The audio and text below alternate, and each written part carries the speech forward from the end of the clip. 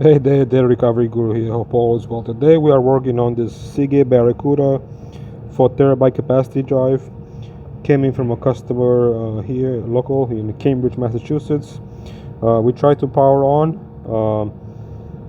There's no power. The drive doesn't power on. Seems like it has some kind of power surge. So we removed the PCB, and let me show you what's going on. Typically, when you have a power surge, there's a couple of protective components here that are going to protect all the rest of the components on the power line. So you have a diode and then you have a couple of resistors. So we used the multimeter here to take some tests and figure out where the problem is. As expected, the diode, the transient voltage suppressor diode, and the two resistors here in this location under the microscope were damaged. We removed them and we patched the PCB properly so that the drive can now work. Let's test the PCB now. Okay, we have a PCB powered on, connected to the power cable here. Let's apply power right here. Okay, you can see power lines are on and the PCB is responding with code. So should be good to go. Let's save the firmware.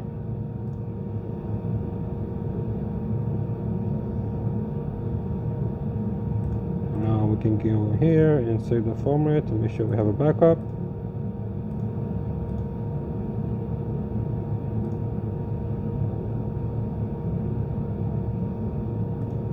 Alright, and off it goes. See, we are able to read the firmware now. So the PCB is now in working condition. We are next going to attach it to the drive and make sure that the drive initializes correctly and we can access data. So let's see. Alright, so we installed the PCB back on the hard drive, and now let's give it power. Right there. Busy. Let's see, does it get ready? Hey, ready for commands. Okay, great. Let's see, can we access data? Okay, drive initialized correctly. Let's run a scan. Hey, it reads data. So data is accessible. So this drive has been fixed. It's working fine.